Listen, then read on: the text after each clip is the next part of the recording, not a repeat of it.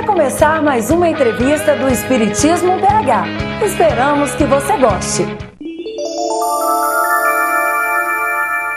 Bem-aventurados os aflitos. É o tema de hoje no Espiritismo BH. E aqui conosco, com muita alegria, Ricardo Melo. Tudo bem, Ricardo? Tudo bem, querida. Graças a Deus. E mais feliz de poder estar de volta, né, aqui no Espiritismo BH. Com certeza. Ricardo, sempre há justiça nas aflições pelas quais passamos na Terra? Ah, querida, nossa, essa é uma pergunta muito oportuna. Ainda mais tendo em vista esse momento, né, de transição que o nosso planeta está passando, que leva muitas pessoas a se questionarem a respeito do que acontece por acaso, do que eventualmente não aconteceria por acaso, né? E com certeza muita gente se questiona sobre isso, né? Não tenha dúvida que sempre há, sim, justiça do ponto de vista divino. Por quê? Se a gente não tivesse essa crença, esse pressuposto básico, principalmente levando em consideração a grandeza do nosso Pai, seria a gente acreditar ao acaso uma série de situações que acontecem conosco, né, com pessoas ao redor do mundo, que perderia o cabimento. A gente pensar na grandeza de Deus. A gente imaginar que uma pessoa sofreria ao acaso, que circunstâncias, né, deletérias, complicadas aconteceriam a determinada família e não a outra, né, problemas de saúde, questões existenciais bastante delicadas que surpreendessem algumas pessoas em detrimento de outras, se isso não tivesse, né, uma justificativa maior, era como se a gente começasse a acreditar o contrário da frase que Albert Einstein disse certa vez. Ele falava, Deus não joga dados com o universo. Aí a gente começaria a acreditar que não, que Deus jogaria dados com o universo, o que é um grande absurdo. Então, quando a gente para pensar na justiça das aflições, acredito que, acima de tudo, e é isso que o Espiritismo nos mostra, a gente para pensar na grandeza divina, nos mostrando que nada acontece por acaso, que não há vítimas na vida, né? Que nós hoje estamos não apenas colhendo, de certa forma, o fruto das sementes que a gente semeou ontem, mas, acima de tudo, tendo a oportunidade de aprender, né, existencialmente, uma série de questões que são fundamentais para que a nossa alma possa amadurecer. E dentro desse amadurecimento, sem dúvida, que tem o quê? É o caminho para que a gente possa crescer espiritualmente e ascender, né, a orbes maiores, mais evoluídos, por mérito. Por mérito. Sim. E Ricardo, todo o mal a que nós estamos submetidos tem algum tipo de ligação com o nosso passado espiritual? Olha, essa é uma questão muito séria. Por quê? Sem dúvida alguma, não há como a gente conceber a ideia de que você tem um efeito sem ter uma causa. Porque, de novo, se a gente concebesse essa ideia, seria acreditar o acaso totalmente fortuito às situações que nos acontecem. Então a gente entende que tudo aquilo que nos ocorre, seja de, digamos, positivo ou negativo, eu falo digamos porque tudo depende do nosso ponto de vista, né, pessoal? Tem uma origem no passado. Agora, esse passado não necessariamente tem que remontar uma existência pretérita. Muitas coisas que nos acontecem aqui agora, nesse momento da nossa existência, têm origem e sua causa aqui nessa existência. Então, criando uma situação prática aqui, vamos imaginar, a título de exemplo, que uma pessoa esteja enferma, né? Tem um determinado tipo de enfermidade nesse momento.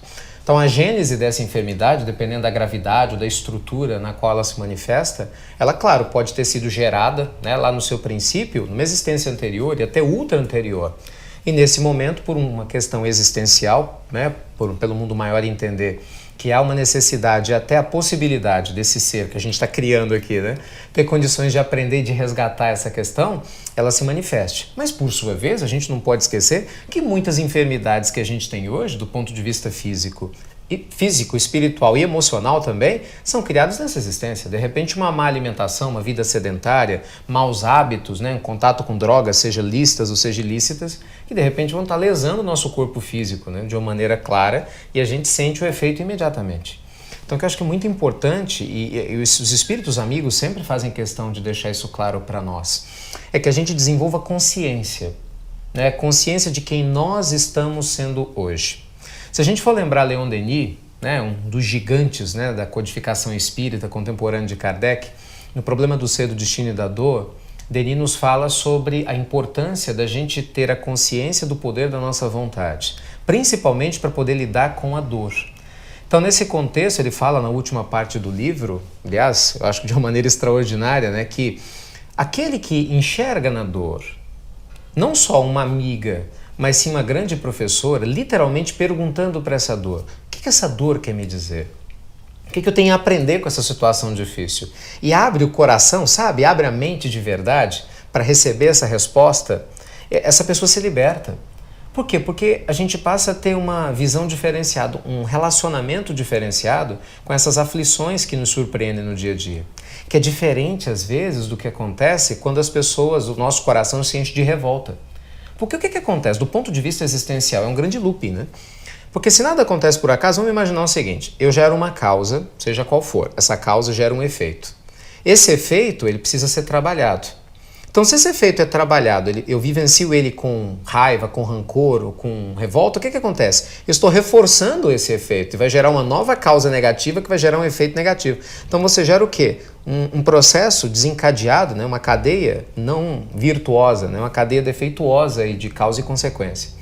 Entretanto, quando a gente traz a compreensão que a luz espiritual nos oferece, né, de amor, de bondade e da certeza de que Deus está conosco, eu gero a causa. Bem, a causa traz o efeito. Aqui eu me pergunto, o que esse efeito quer me dizer? O que essa dor quer me contar? Né? O que essa aflição tem para poder me fortalecer? Se eu abro a minha alma de verdade, eu quebro esse processo que poderia se perpetuar.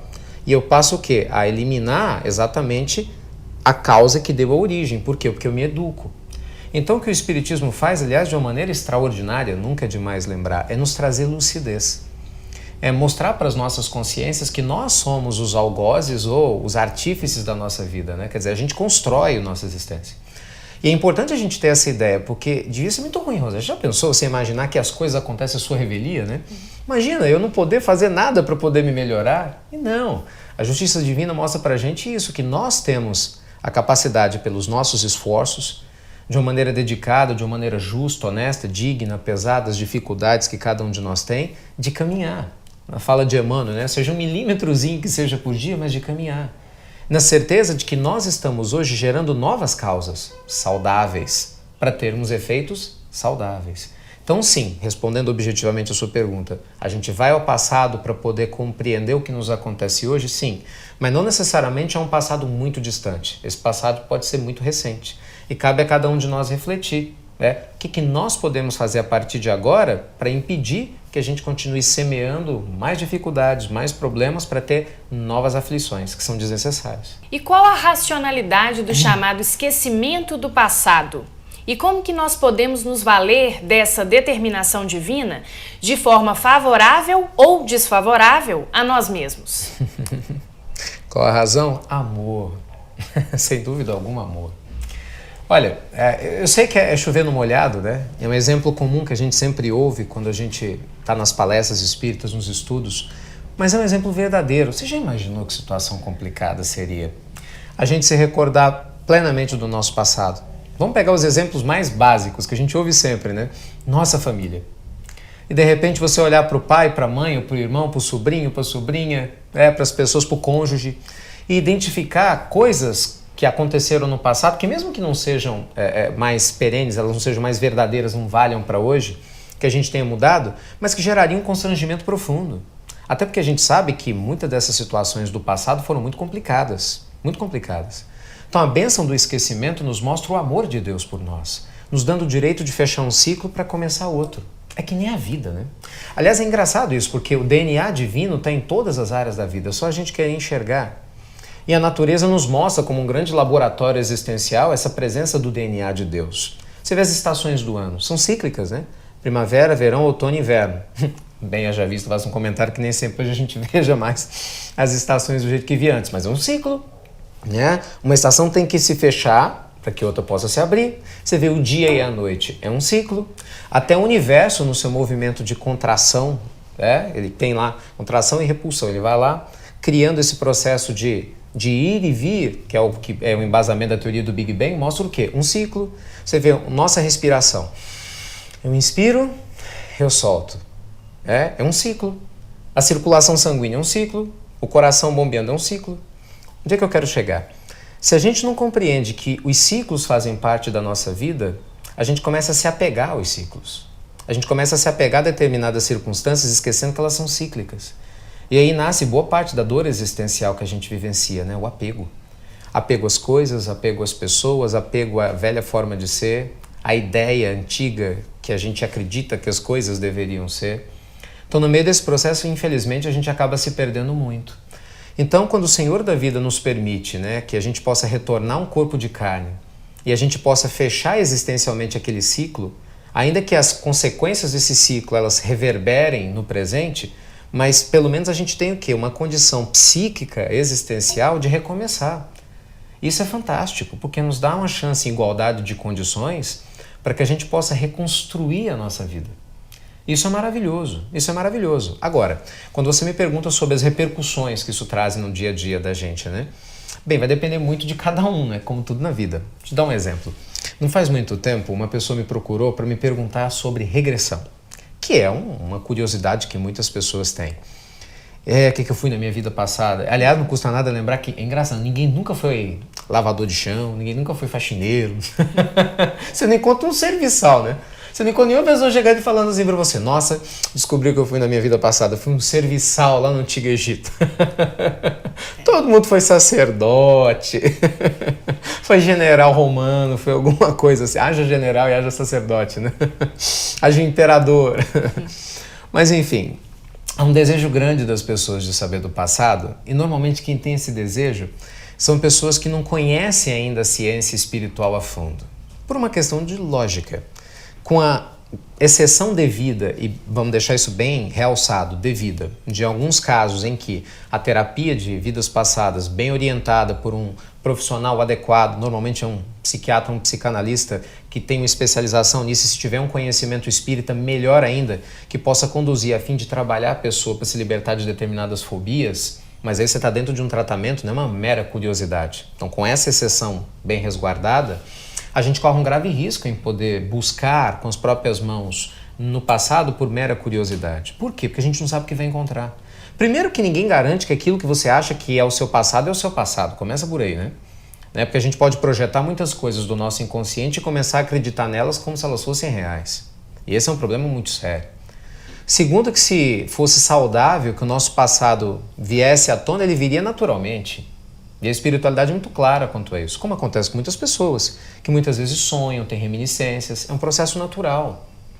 Então, quando a coisa flui de uma maneira natural, o contato com esse passado vem porque existencialmente é necessário, por algum motivo, que essa pessoa, ao entrar em contato com essa experiência, talvez ela desperte para algo maior e ela possa crescer espiritualmente, mas buscá-la é muito arriscado. Entretanto, por sua vez, aí numa outra ponta, quando a gente compreende que, na verdade, basta olhar a orientação dos Espíritos, no Livro dos Espíritos, né? Basta olhar quem nós somos no presente para saber quem nós fomos no passado, a gente chega na conclusão, né, nada genial, mas acho que bem oportuna, de que se eu quero construir o meu passado hoje, porque amanhã o hoje vai ser passado, basta eu ter um bom presente, né? Porque daqui a algum tempo isso aqui tudo vai ser passado. Na minha próxima existência, seja na Terra, seja em qualquer outro planeta, né? Bem, eu vou querer talvez lembrar do passado? É simples, é só eu construir um bom passado agora, né? Me esforçar. Ser simples, gente, não quer dizer que é fácil, né? Mas se esforçar, né? Para trabalhar moralmente, trabalhar os nossos sentimentos, o nosso comprometimento com o bem, nossa generosidade com as pessoas e compreender que a vida é feita de ciclos e que o Senhor da vida nos deu um presente abençoado com o esquecimento. Não para que a gente fuja dos sofrimentos, pelo contrário, mas para que a gente se resguarde, né, se fortaleça para que com mais consciência e mais condição espiritual a gente possa lidar, né, com o sofrimento com dignidade, com lucidez e, claro, se libertar dele. O Evangelho segundo o Espiritismo traz o conceito de sofrer bem e sofrer mal. Você poderia nos explicar? A minha opinião é uma das passagens mais lindas do Evangelho, sem dúvida, capítulo 5, item 20. Olha, é muito importante que a gente tenha consciência de algumas coisas, né? Às vezes no nosso movimento espírita, acho que não só no movimento espírita, de uma maneira geral a gente faz confusão com muito conceito, né? Um dos principais conceitos confusos aí é exatamente essa ideia do sofrimento. Então tem pessoas que em muitos lugares buscam sofrimento com as próprias mãos, acreditando que se essas pessoas sofrerem, né, se eu sofrer, eu vou me aproximar de Jesus, eu vou me aproximar de Deus. No caso mais extremo a gente tem o caso dos ascetas, que existem aí há vários séculos, pessoas que chegam a se flagelar fisicamente. E algumas pessoas o fazem psiquicamente, até de uma maneira inconsciente, se castrando, né? Não se permitindo serem felizes, criando vários complexos, né, num sentimento de culpa profunda. E muitos achando que, criando esse processo interno, vão se aproximar de Deus. no processo de autopunição. Esquecendo que o Senhor da vida nos ama. Como é que nós vamos nos aproximar de Deus, meu Deus do céu, sofrendo só por sofrer, sem ter uma lógica, uma estrutura?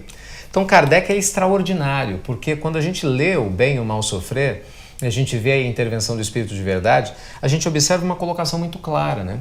O bem sofrer é o sofrer com consciência, com dignidade. É você ter a noção do porquê você faz o que você faz. Então, o sofrimento ele deixa de ser uma simples aventura e ele passa a ser uma grande escola de aprendizagem. Quando a gente recorre aos exemplos extraordinários e sempre oportunos da vida do Chico, de Madre Teresa, da Irmã Dulce, meu Deus, de tantas pessoas extraordinárias, né, que tiveram entre nós recentemente, até um tempo um pouco mais distante, que tiveram vários desafios, né, não só problemas físicos, mas às vezes sociais, com a família, pessoas que sofreram, foram rejeitados pela sua sociedade, incompreendidos no seu tempo, mas que não deixaram de amar por causa disso.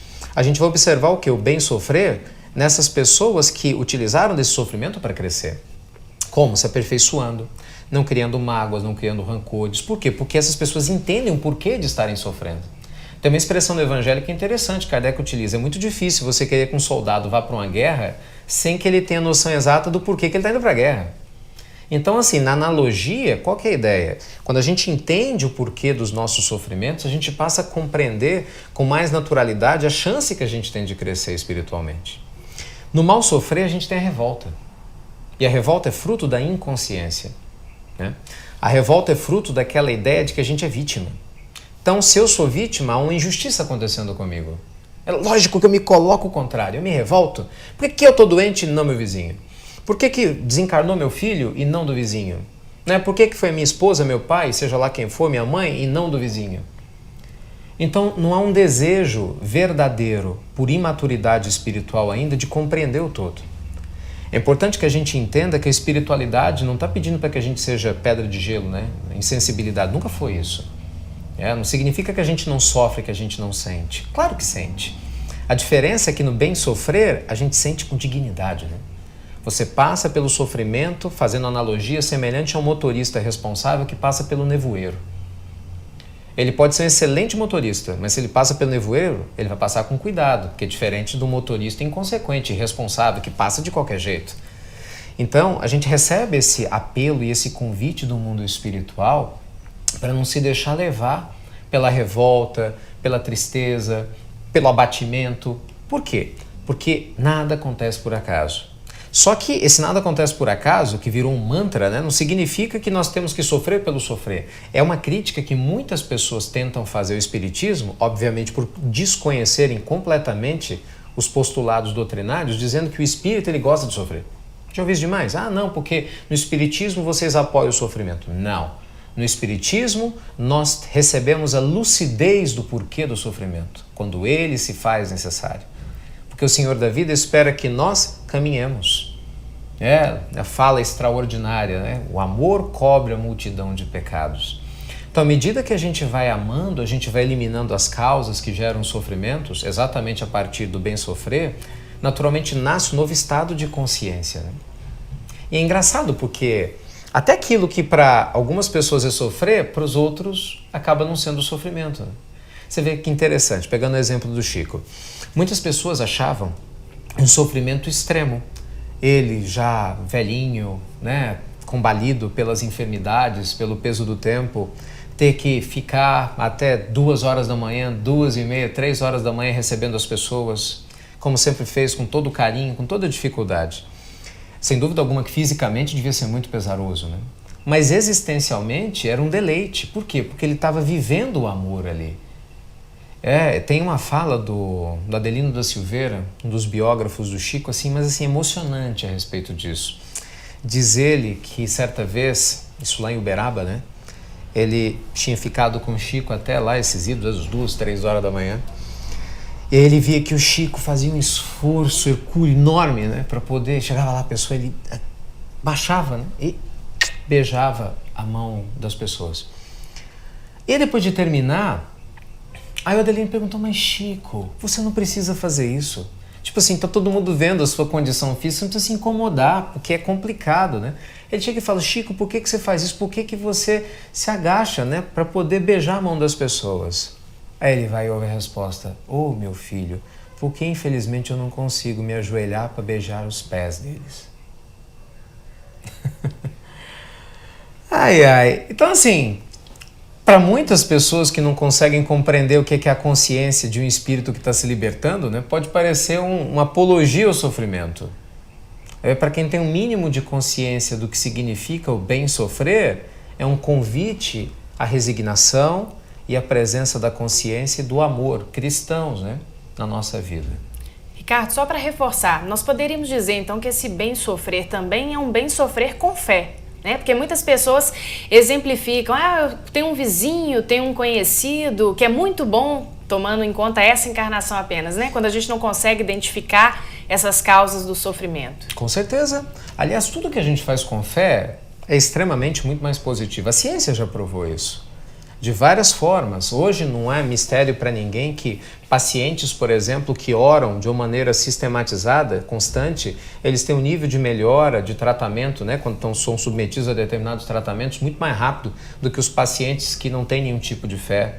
A quantidade de imunoglobulina A, né, que é uma enzima localizada na nossa saliva, que está diretamente correlacionada, né, ao nosso sistema de defesa, né, à saúde do nosso sistema de defesa, demonstra que quanto mais a gente ama e tem fé, maior a quantidade de imunoglobulina A e, consequentemente, significa que nós fisicamente estamos mais fortes. Teve uma pesquisa que a Universidade de Harvard fez, né, final da década de 80 e início da década de 90, mundialmente conhecida, mostrando exatamente isso, né, a importância da fé para se lidar com as dificuldades. Vale a pena mencionar. Eles colocaram 2 grandes grupos de pessoas, né? No primeiro grande grupo eles passavam imagens muito feias de guerras, mutilações, enfim, coisas muito feias. E estimulavam as pessoas, os participantes, a falar sobre isso. Então o que eles fizeram? Eles mediram a quantidade de imunoglobulina A antes de começar a projeção das imagens e depois. Eles viram que houve uma diminuição substancial, o que levou imediatamente a crer que ver o mal e falar do mal diminui o nosso sistema de resistência interna a lidar com as doenças, a vencer. E aí pegaram outro grupo, né? E começaram a passar imagem de Madre Teresa, isso lá nos Estados Unidos, trabalhando nos trabalhos voluntários e repercutindo várias imagens de pais com filhos, de mães com filhos, de casal de namorados, pessoas apaixonadas, com cachorrinho, essas coisas todas. E aí eles começaram a repercutir, né? Falar entre eles as notícias boas. A quantidade de imunoglobulina A simplesmente dobrou de quantidade. Foi um negócio absurdo. Aí a primeira conclusão foi exatamente essa, né? Ver o bem faz bem. Aí tiveram uma outra dúvida. Sim, se ver o bem faz bem, será que faz diferença fazer o bem? Aí levaram o grupo lá de voluntários para participar de um dia de atividade voluntária num campo assistencial. Eles foram lá cuidar lá das crianças. O que aconteceu? Me fizeram a mensuração da quantidade de imunoglobulina A antes e depois. O que tinha aumentado de uma concentração de 250 para 500 foi para 750. Coisa absurda. Quer dizer, ver o bem faz bem, mas ver o bem e fazer o bem faz mais bem ainda. E aí veio a dúvida. Será que as pessoas que fazem um bem com fé, daí a nossa colocação, né? Isso tem algum tipo de diferença? Aí foram fazer a pesquisa com um grupo de freiras lá nos Estados Unidos, a mesma linha, para verificar como é que funcionava a quantidade de imunoglobulina A delas antes e depois, fazendo um comparativo das pessoas que faziam a atividade e tinham uma fé definida e aquelas que não tinham. E a das freiras era muito maior a concentração. Quer dizer, a ciência mostra aquilo que o bom senso já percebe há muito tempo. A presença da fé nos liberta. O convite de Jesus é extraordinário, né? Porque quando Cristo fala: "Vinde a mim, todos vós que estáis cansados, e eu vos aliviarei". Olha que coisa bonita isso.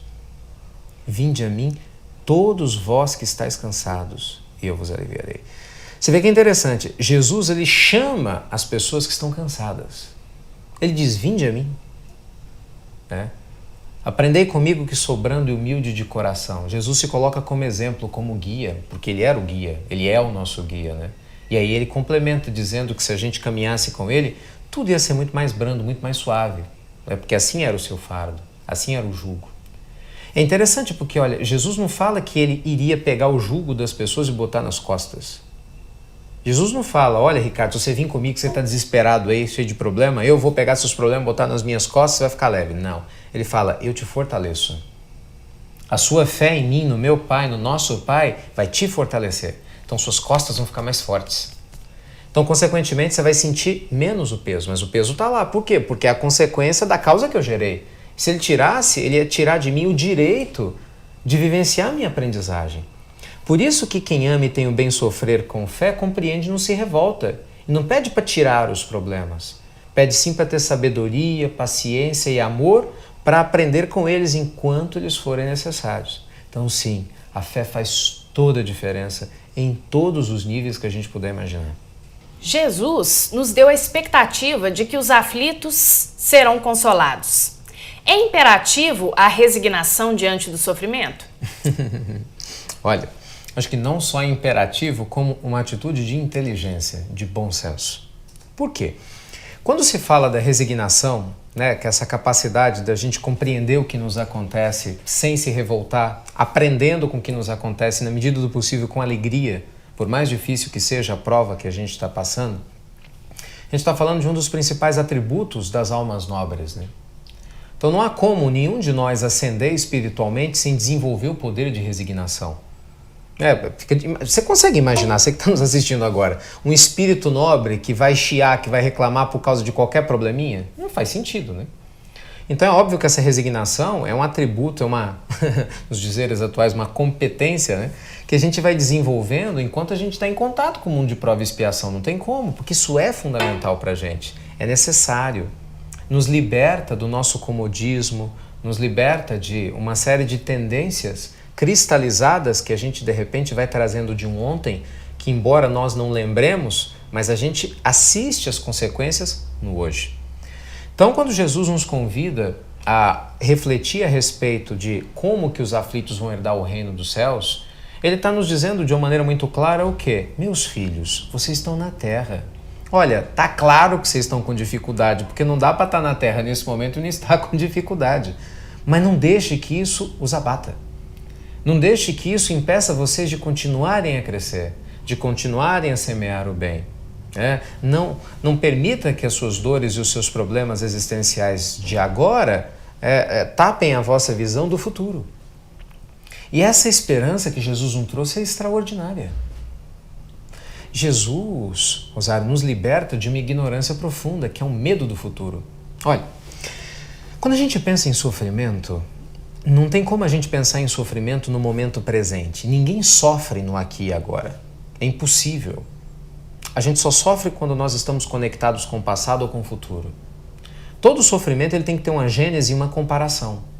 E Jesus falou isso para nós. Daqui a pouco eu faço a citação dele. Mas você tem que ter uma gênese e uma comparação. Quando eu falo assim, minha vida está tão ruim, mas ruim baseado em quê? Você está comparando alguma coisa. Você tem uma expectativa que não está sendo atendida. Eu devia estar fazendo outra coisa. Bem, você está pensando no futuro. Nossa, será que amanhã as coisas vão dar certo? Será que o fulano vai desencarnar? Será que eu vou ter emprego? Será que o Beltrano ainda vai me amar? Será? Futuro. Ou então a gente volta no passado. Então as ansiedades nos ligam ao futuro. As angústias nos ligam ao passado. Ninguém sofre no presente. Ninguém, é impossível. Tanto que todos os mestres espirituais de todos os tempos, inclusive os que Jesus enviou à Terra, antes da vinda dele para nos auxiliar, né? Buda foi um deles extraordinário, Lao Tse, Fu Hi, Confúcio, sempre nos estimulava a viver o que? No momento presente, no aqui e agora. Jesus eterniza uma fala extraordinária a esse respeito. Na narrativa de Mateus, no capítulo 6, lá no versículo 34, não vos inquieteis, pois, pelo dia de amanhã. Deixai que cada dia cuide de si mesmo, porque basta cada dia o seu próprio mal. Olha o que Jesus fala. Meus filhos, confiem. Não preocupa com amanhã, não. Vive um dia de cada vez. Aqui e agora. Porque quando a gente vive o aqui e agora, não há espaço para o medo. Não existe medo no momento presente. Quando as pessoas aprendem a meditar, e hoje, graças a Deus, o mundo acordou para a meditação, que sempre foi uma prática adotada por todos os mestres espirituais da humanidade, inclusive o próprio Cristo. Na meditação a gente tem um exercício prático para nos ajudar mentalmente a estar aqui e agora. Porque normalmente o que ocorre? Nossa mente é muito agitada, né? Então é difícil a gente estar no aqui e agora. Normalmente a nossa mente está sempre pensando no que a gente tem que fazer, no que a gente não fez. Você imagina isso nessa existência. Imagina se a gente lembrasse das existências passadas. O sofrimento ia aumentar, né? Então, no processo de educação do ser, que a espiritualidade nos faz, esse convite irresistível para que a gente mergulhe dentro de si, não basta mergulhar apenas para reconhecer que nós precisamos ser bondosos. É necessário ser bondoso com equilíbrio. Porque tem muita gente que é bondosa de uma maneira desequilibrada. Muitas pessoas falam, se depender de mim, eu tiro a roupa do corpo para ajudar alguém. Pois é, mas de repente você salva o mundo todo e perde a si próprio. Jesus não aprovaria isso. Ele mesmo disse que não. Então é necessário que a gente aprenda a crescer em bondade e em amor e juntamente crescer em sabedoria. Isso é fundamental.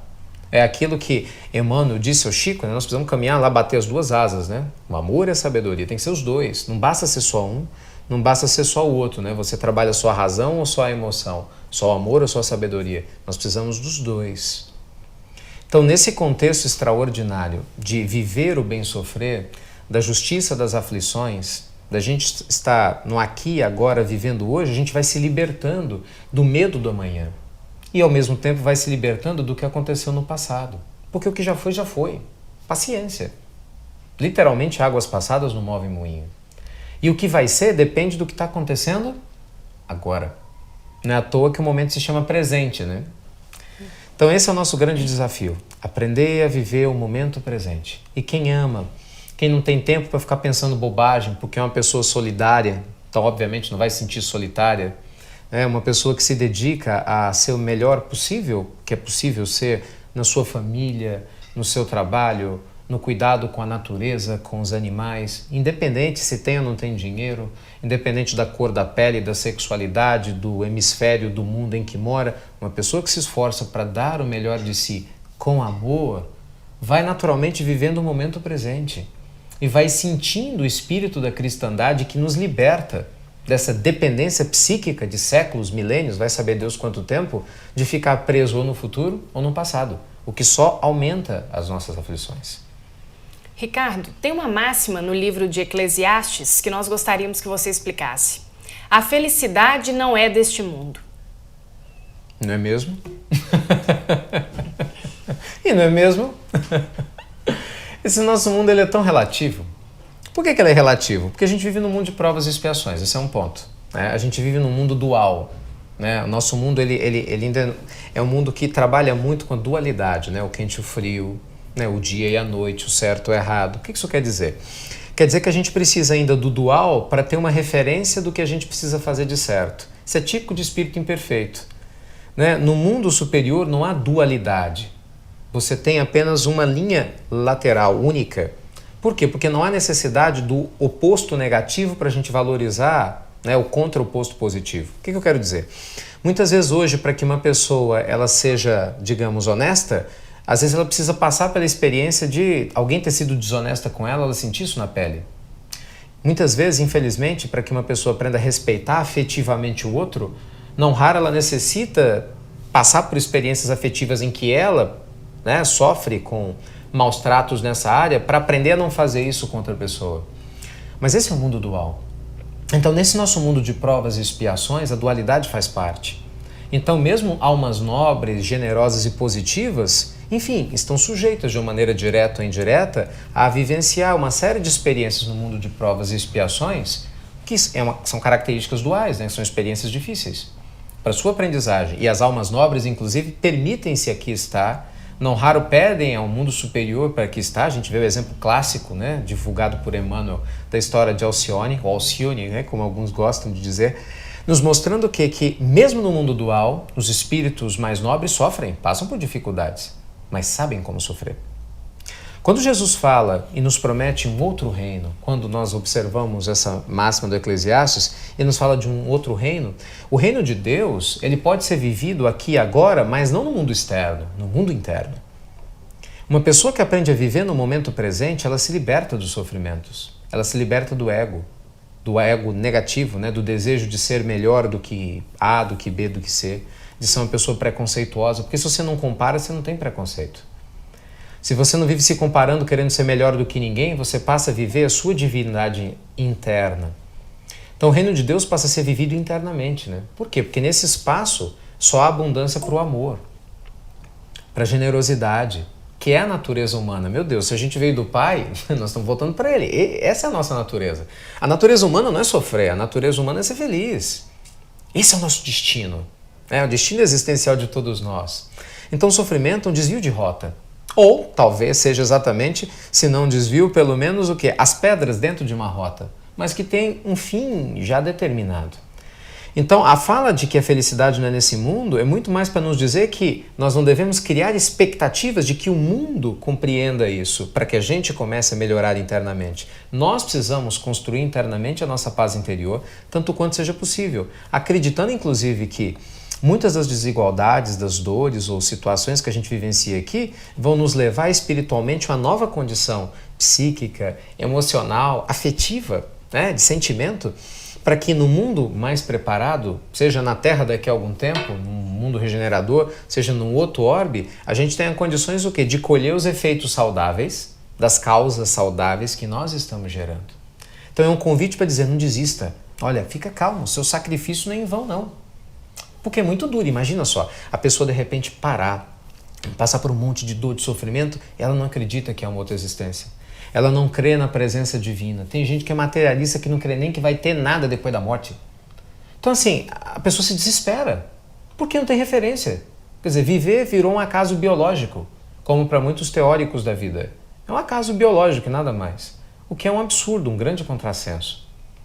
Então quando a gente tem fé, quando a gente tem lucidez, quando a gente se permite invadir, né, por um espírito de esperança genuíno, verdadeiro, por mais difícil que sejam as nossas dores, elas vão ser um estímulo extra para a gente amadurecer a si próprio.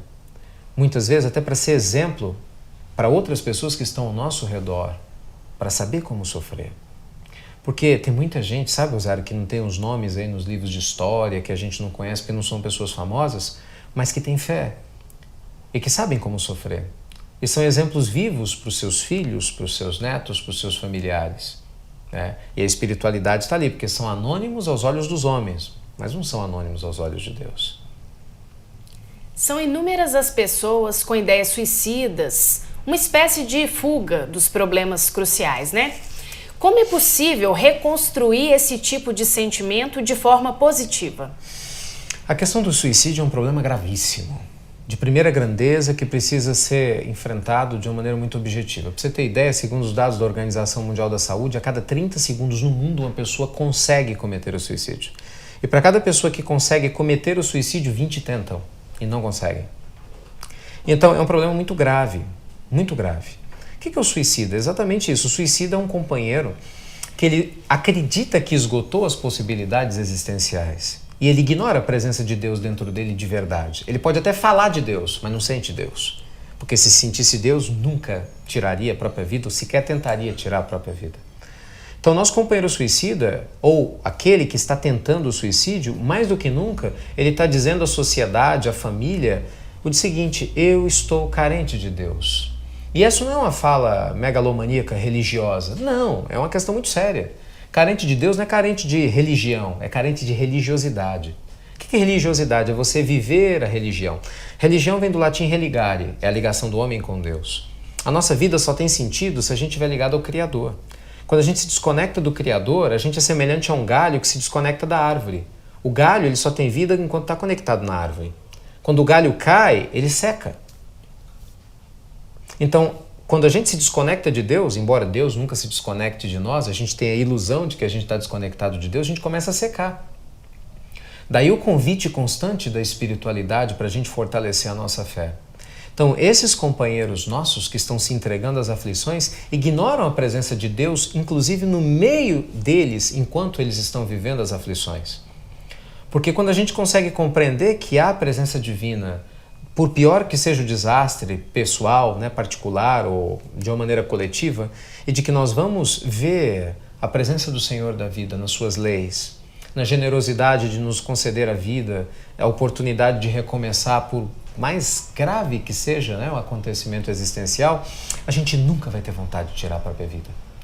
Então, para quem está nos assistindo agora, que tiver condições de poder estimular outras pessoas a vencerem o suicídio e a vencerem o desejo de suicidar, lembre-se, fortaleçam a consciência dessas pessoas para a presença de Deus nas suas vidas. Porque por mais que você faça uma psicoterapia, por mais que você entre com a medicação, né, que os psiquiatras recomendam, se a pessoa internamente decidir não viver, ela não vai viver. Então parte dela. A vontade é um atributo inerente do espírito, que juntamente com o tratamento que a Terra nos oferece, também obviamente, né, através da presença direta dos amigos espirituais, vão nos fortalecer para a gente vencer alguns problemas existenciais. Mas o desejo, a vontade tem que estar clara e ela tem que partir de nós, de que vale a pena viver, né? De que a vida é mágica, e a vida é mágica, a vida é linda, né? A vida é extraordinária. E a gente começa a perceber isso nas coisas mais simples, mais simples. Fica imaginando o seguinte, que às vezes quando a gente se permite invadir pela tristeza ou por situações difíceis, com toda certeza porque a gente não está fazendo uma visita para uma pessoa enferma, nós não estamos participando de uma tarefa assistencial, a gente não está participando de uma tarefa interna de reconstrução dos próprios sentimentos, se autoavaliando, se autoanalisando. Porque essa fala não é nossa, essa fala é uma fala que o Divaldo divulga tanto, né? Muito bonita por sinal, que Joana de Ângeles disse a ele uma vez, quando ele se sentia solitário. E ele fala que ela disse a ele, meu filho, aquele que é solidário nunca se sente solitário. Então, obviamente, nunca vai pensar besteira. Então, se a gente está com muito tempo livre para pensar bobagem, é porque a gente está sendo pouco solidário. Então, a gente começa a aumentar, a potencializar os nossos problemas existenciais. Então, além de remédio para o corpo, nós precisamos de remédio para a alma. E remédio para a alma é exercitar o amor. É a gente criar condições para sermos instrumentos de Deus. Não importa se somos instrumentos imperfeitos. Entre ser uma pessoa doente se esforçando para melhorar trabalhando, então doente preguiçoso é melhor a gente se esforçar, não é? Sim. Para trabalhar. Nós devemos procurar aliviar o sofrimento do próximo ou deixá-lo à mercê da lei de causa e efeito, então? Absolutamente. A fala do Espírito de verdade para nós, e Kardec traz isso muito bem no Evangelho segundo o Espiritismo, devemos sempre fazer o máximo que está ao nosso alcance para ajudar o nosso irmão. Até porque, na fala do Espírito companheiro, quem garante que nós não somos a resposta indireta, ou até mesmo direta, da prece que essa pessoa está fazendo, pedindo a Deus de ajuda? Então, às vezes, chegou o momento dessa pessoa cessar as suas aflições com mais esclarecimento e nós estamos sendo utilizados como instrumentos. Então, uma pessoa que deixa de fazer o bem porque ela acredita que as pessoas têm que ficar entregues, porque isso é lei de causa e efeito, ignora que pela lei de causa e efeito nós também estamos interligados uns aos outros e que nos cabe amarmos uns aos outros. Jesus disse isso, amai-vos uns aos outros como eu vos tenho amado. Então cabe a cada um de nós fazer o bem. A gente tem que lembrar disso, né? Não fazer o mal não é fazer o bem. Não fazer o mal é um tipo de mal, porque é omissão. Então muita gente cruza os braços e chega e fala assim, mas eu não sou uma pessoa maldosa. Porque eu não faço mal a ninguém. Mas de repente também não faz o bem. Não está se esforçando para ser proativamente positiva.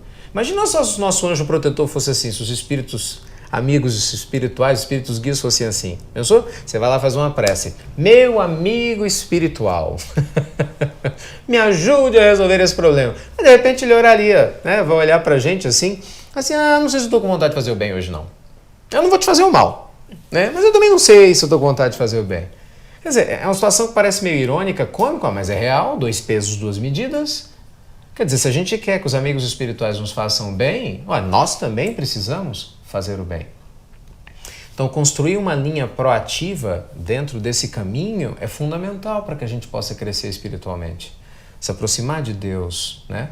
No exercício da nossa consciência, se libertar de velhas tendências cristalizadas, né? Do egoísmo, de querer ser melhor do que as outras pessoas. Num caso extremo, a gente falou agora há pouco, do abandono da própria existência. No fundo, sabe, Rosário, eu acredito que nada mais é do que a gente sentir Deus nas coisas simples. Os mestres orientais sempre falaram sobre isso. E na época de Jesus também era assim, porque você não tinha televisão. Pensa, você não tinha internet, você não tinha esses trem de Facebook, Twitter, televisão a cabo. As pessoas, para andar de uma cidade para outra, elas andavam durante horas, às vezes dias, né? Não tinha carro, avião. O contato com a natureza era mais intenso. Muito mais intenso. Comia-se ao natural, caminhava-se, respirava-se o ar mais puro. Não tinha prédio, não existia isso. Então ficava de certa forma mais fácil perceber por esse ângulo a presença de Deus em fenômenos super simples da vida. Uma chuva caindo. Se enternecer, sabe, com o sorriso de uma criança e ao mesmo tempo se enternecer também com um cachorrinho balançando um rabinho, entendeu? Chegando para você cheio de amor. Se enternecer com uma flor linda que estava nascendo. sabe, com o canto do pássaro que está livre ali, feliz da vida. É com as coisas simples. Hoje em dia, muitos de nós perdeu a capacidade de se enternecer com o que é simples. É estranho isso. Chover ou não chover, tem um passarinho cantando ou não cantando, a gente às vezes enlata muitas coisas, né? Então eu gravo o som do passarinho, eu gravo o som da chuva. Eu vou enlatar o que é simples, né? Muita gente... O que é que você vive na natureza? O sujeito fala, eu vivo. Eu sempre ligo a televisão e assisto lá os programas que mostram a natureza. A gente esqueceu, né, de entrar em contato com o que é simples. A simplicidade, ela revigora, ela fortalece, ela cura. Não é à toa que em muitos tratamentos espirituais a gente sempre recebe um convite ao contato com a natureza. Veja que só que interessante. No romance Voltaire, quando o Frederic Figner, né, o irmão Jacob, ele nos conta do seu desencarne e da sua condição espiritual, pouco diversa da que ele tinha expectativa. E ele nos fala que Bezerra de Menezes, né, na sua generosidade, estava lá para ajudá-lo, para auxiliá-lo no processo de refazimento, exatamente enquanto o corpo dele ainda estava sendo velado. Bezerra o leva à praia, para que os eflúvios saudáveis da praia pudessem ajudá-lo. Olha que interessante, Bezerra não leva ele para dentro de um apartamento fechado, vai para mesmo inclusive para uma casa religiosa, vai para a natureza, porque era daquele tipo de fluido salutar que estava precisando. André Luiz nos conta algo muito semelhante lá no finalzinho do livro. Lembra-se quando ele vai lá visitar, encontra sua ex-esposa, né, junto com um novo casamento, 8 anos depois, bate o ciúme e o companheiro dela está ali enfermo e iminente o desencarne. E ele vence aquela dor do egoísmo e pede a Narcisa, né? Pensa em Narcisa. Narcisa vem, o que ela faz? Ela vai na natureza, ela vai na fonte, na base, para poder manipular lá os elementos e ajudar o companheiro. Então, com toda certeza, Deus está em todos os lugares, mas se você quiser uma boa referência prática, bem concreta, nada filosófica, bem objetiva, olha a natureza. Sente a natureza nas coisas mais simples da vida. Isso traz um significado enorme para a nossa existência. Enorme. Acho que a gente tem que aprender a sorrir sem precisar ter motivo. Agradecer, porque o que não falta é motivo para a gente agradecer. Aí não sobe espaço para sofrer, ou pelo menos para o mal sofrer. Ricardo, nós gostaríamos muito de agradecer a sua presença aqui conosco no Espiritismo BH. Foi muito bom, muito instrutivo para todos nós e rogamos a Jesus que continue te abençoando, te instruindo, te iluminando. Oh, meu anjo, eu que agradeço, né? Convite carinhoso mais uma vez. Não é mistério para ninguém, né? E para alguns amigos que estão nos assistindo agora, a minha admiração por esse tipo de trabalho. E eu acredito profundamente que esse é o nosso dever. Divulgar aquilo que a gente ama de bom. Jesus fala que a gente não pode e não deve colocar candeia debaixo do alqueire. E não tem como a gente deixar não é nem uma pérola, um diamante maravilhoso como o Espiritismo guardado. Olha, isso é uma questão muito séria. Bem rapidinho aqui. Uma vez eu fui preparando para poder fazer um estudo, caiu uma ficha. Uma coisa simples. Uma ficha, olha só, isso é coisa do passado, né, gente? Hoje em dia o cartão passou, né? Eu vou fazer uma conta. Quantos nós somos hoje no mundo? A gente não sabe, né? Porque o IBGE fala uma coisa, em torno de 3, 4 milhões, mas na verdade em números extraoficiais se especula que entre ir ao centro, gostar da doutrina espírita, sejamos no Brasil em torno de 30 milhões, você não tem um número exato, mas uma coisa é certa, é muito provável que você não chegue a 100 milhões de pessoas no mundo, de pessoas que conhecem ou pelo menos ouviram falar do Espiritismo. Só que o mundo está beirando 7 bilhões de habitantes.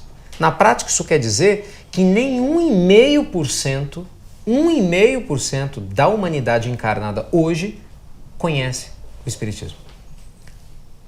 Então, assim, a gente ter essa possibilidade de ter um contato com uma doutrina que matou a morte, porque nos trouxe lucidez e mostrou que a morte não existe, que nos coloca em contato com as potencialidades da nossa alma, que nos liberta, né, da prisão do passado e de sentimentos negativos, né, que nos sequestravam de nós mesmos, né? Ter o contato com uma doutrina que nos coloca numa posição de termos condições de construir a nossa felicidade da melhor forma possível, mostrando que cada passo é aproveitado, que tudo é possível. Isso é libertador, isso é maravilhoso, né? Então, oportunidade como essa do Espiritismo BH, de poder levar um pouco da doutrina literalmente ao mundo todo, pessoas que em várias partes do mundo podem acessar seus computadores, né? terem acesso a algumas ideias, a compartilhar desses momentos. Isso é uma forma, acho que muito clara e objetiva da gente estar divulgando a doutrina. E principalmente de dizer para ela como a gente é grato, né? Por todos os, na verdade, por todos esses benefícios que nos traz. E a gente fala isso sem nenhum tipo de religiosismo. Não, de uma maneira real. Acho que com consciência, né? Com muita consciência da oportunidade que a gente tem. Então, obrigado a vocês. Desejo, né, aos nossos companheiros aí que generosamente nos acompanharam até agora, que possam, né, refletir de verdade, como eu tenho que refletir todos os dias, todos nós precisamos refletir sobre a presença de Deus nas nossas vidas. E na certeza de que quanto maior for a nossa consciência dessa presença, menos espaço vai sobrar para o sofrimento, ou pelo menos para o mal sofrer. Então, muito obrigado, né? Muita luz a todos e até a próxima oportunidade. Então, o que achou dessa entrevista? Dê a sua opinião acessando o Fale Conosco. Até breve!